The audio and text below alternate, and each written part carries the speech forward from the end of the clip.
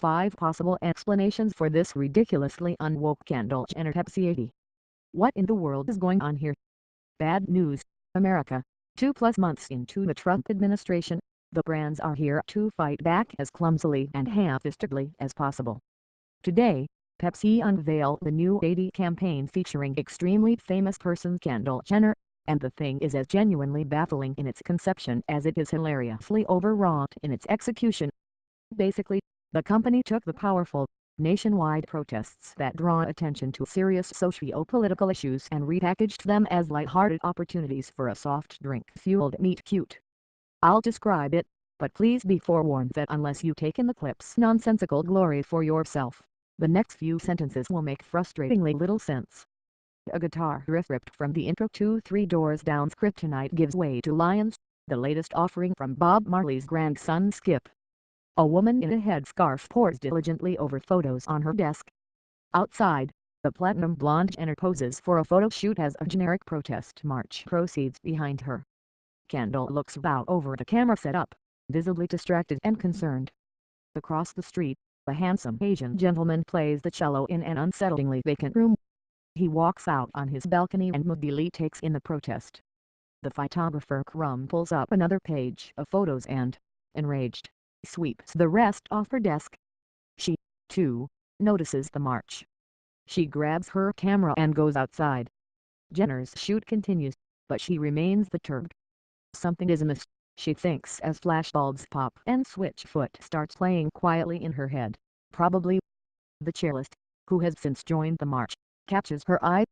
He nods invitingly at her. They are cool hip artists, you see. It is a bond they share.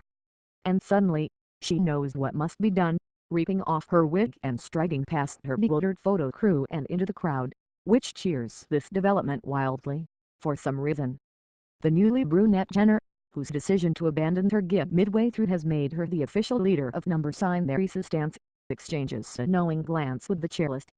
They're totally going to hook up later. The camera reveals a new set of characters. Policemen. Oh. Fortunately, Jenner again knows exactly what to do, weaving her way through the crowd and extending a cold can of Pepsi to a stoic, straight-backed officer. He reciprocates, hesitantly at first, and then with confidence, taking a long draught of sugary soda as the crowd loses its mind and the elated photographer snaps the iconic moment.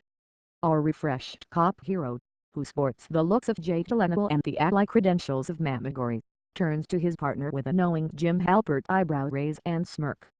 "Hey, that's pretty good," he says with his big, baleful eyes. "I am no longer racist."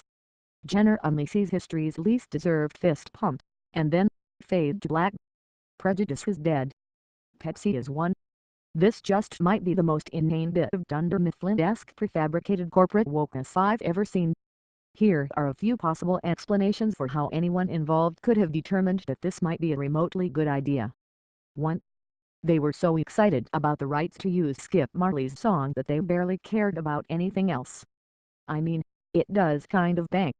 2. Pepsi genuinely believes that the next time you walk down the soda aisle and reach for a 12-pack of Coke, you will hear "We are the Lions" in your head and remember that only crypto-fascists drink Coke. 3. Pepsi had something planned for this 80 that actually made sense, but Jenner had a last-minute scheduling conflict, so they shrugged, rejigging the plot around her photo shoot, and vowed to sync up their Outlook calendars more carefully in the future. 4.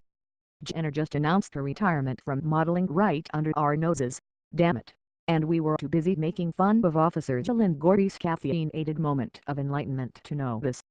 5. This is, low-key, the Coke 80 campaign, and it will one day be taught in business schools around the world as the most brilliant bit of reverse psychology guerrilla marketing of all time.